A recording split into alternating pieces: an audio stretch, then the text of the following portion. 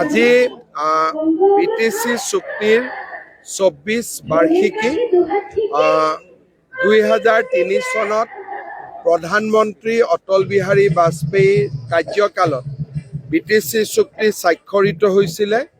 আজি এটা অত্যন্ত আনন্দৰ দিন।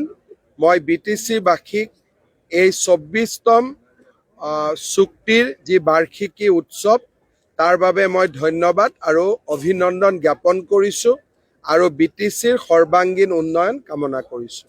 আপুনি ২০০৩ যেতিয়া চুক্তিখন স্বাক্ষৰ হৈছিল তেতিয়াও দেখিছে আৰু ২৪ বছৰ পিছত কিমান পৰিৱৰ্তন দেখা পালে?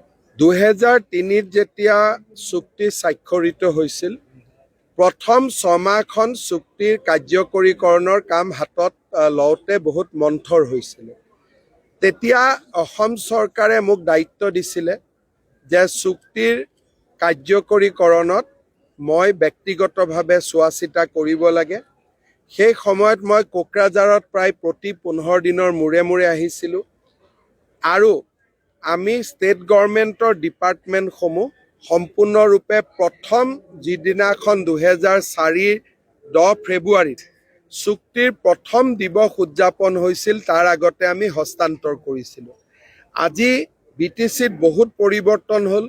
মই এটা সৰু উদাহৰণ দিছোঁ যে মই ছুইজাৰলেণ্ডত থাকোঁতে যেতিয়া ইয়াত এটা সাম্প্ৰদায়িক অশান্তি হৈছিলে, মই মনতে ভাবিছিলোঁ সকলো কাম বাদ দি মই ইয়ালৈ উভতি আহিব লাগিব।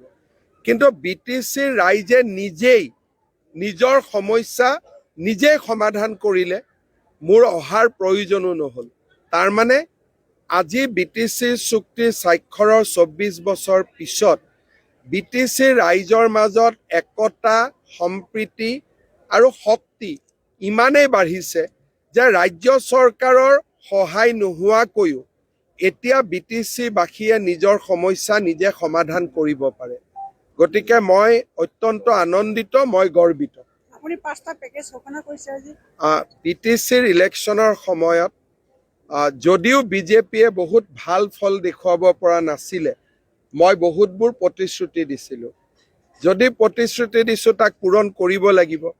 হাগ্ৰামা মহিলাৰীও ইলেকশ্যনত বহুত প্ৰতিশ্ৰুতি দিছিলে। আমাৰ প্ৰতিশ্ৰুতিবোৰ যাতে আমি বাস্তৱত পৰিণত কৰিব পাৰোঁ, ৰাস্তা ঘাট নিৰ্মাণ, দলং নিৰ্মাণৰ বাবে আমি ১,০০০ কোটি টকাৰ এটা পেকেজ দিম।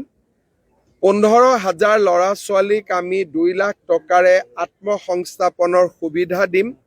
চেন্নাইত এটা বড়োলেণ্ড ভৱন নিৰ্মাণৰ বাবে আমি পুঁজি দিম আৰু বিহু, ঝুমুৰ, বাগৰুম্বা তিনিওটাকে আমি নতুন দিল্লীলৈ লৈ যাম যাতে ৰাষ্ট্ৰীয় প্ৰেক্ষাপটতো অসমৰ সংস্কৃতি জিলিকি উঠিব পাৰে। वो मेरा ऊपर कुछ कुछ बोले थे। मैं बोला देखो, टिप्पणी कर में प्रेस में झगड़ा करने से क्या फायदा है? अगर मेरा कुछ है तो कोर्ट में आप लोग प्रूफ कर दीजिए। इसीलिए मैं खुद ही उनको मौका दिया कि मेरा खिलाफ कुछ है तो आप बताइए।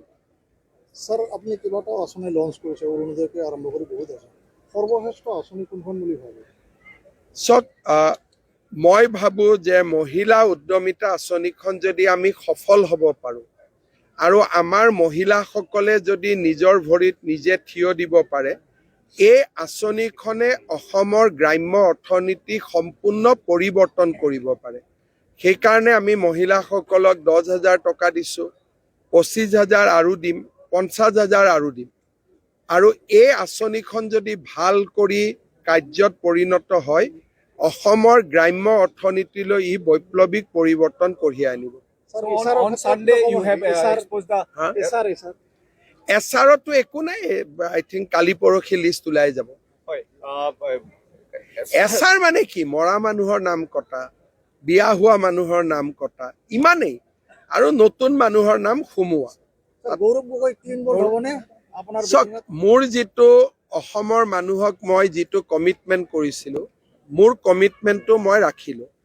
যেতিয়া প্ৰথমবাৰ মই কৈছিলোঁ যে গৌৰৱ গগৈৰ পত্নী বিদেশী, তেতিয়া গৌৰৱ গগৈয়ে নিজৰ পত্নীৰ বিহুৰ মুগাৰ মেখেলা চাদৰ পিন্ধা ফটো এখন দি কবিতা লিখিছিল যে মই কিমান মিছা কথা ক'ব পাৰোঁ।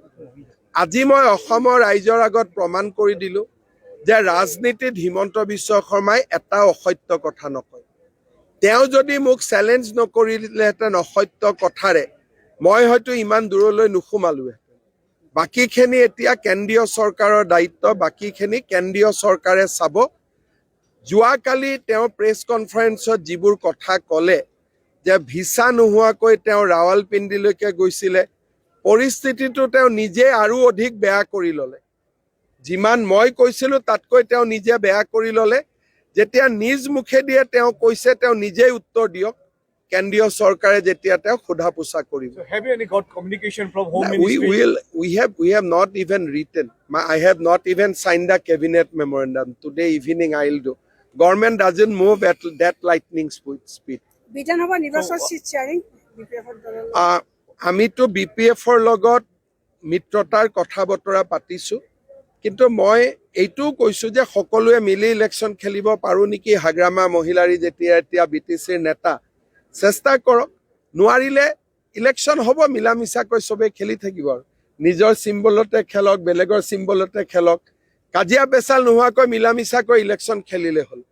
কংগ্ৰেছ একফালে থাকিব, বাকী চবেই মিলা মিছাকৈ খেলি থাকিব আৰু। স্যাৰ কিমানখন আসন পাব বুলি ভাবে চাওক, আমি লোকসভা নিৰ্বাচনত আমি 96 সিটত লিড কৰিছিলোঁ, আৰু মই ভাবোঁ লোকসভাৰ পিছত আমাৰ পজিশ্যন এতিয়া আৰু বেছি ভাল হৈছে, বেয়া হোৱা নাই। একজেক্ট অংকটো দিব মই বেয়া পাওঁ, কিন্তু লোকসভাতে আমি 96 সিটত লিডত আছিলোঁ।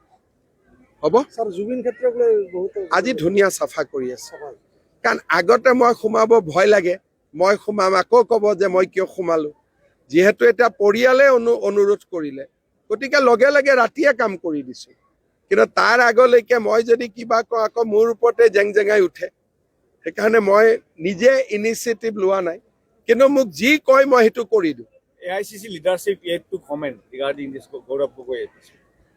কমেণ্ট কি আছে, তেওঁ নিজে কৈ দিলে তেওঁ ৰাৱালপিণ্ডিত গৈছে। ইয়াত আৰু কমেণ্ট কি দিব? মই কোৱা কথাৰ কমেণ্ট দিব পাৰে, এতিয়া তেওঁ নিজে কোৱা কথাৰ কেনেকে কমেণ্ট দিব? তেওঁ যে ৰাৱালপিণ্ডিত গৈছে, আৰু ৰাৱালপিণ্ডি পাকিস্তান আৰ্মিৰ হেডকোৱাৰ্টাৰ, এইটোতো মই কোৱা নাছিলোঁ, মইতো নাজানিছিলোৱে, তেওঁহে কৈছে।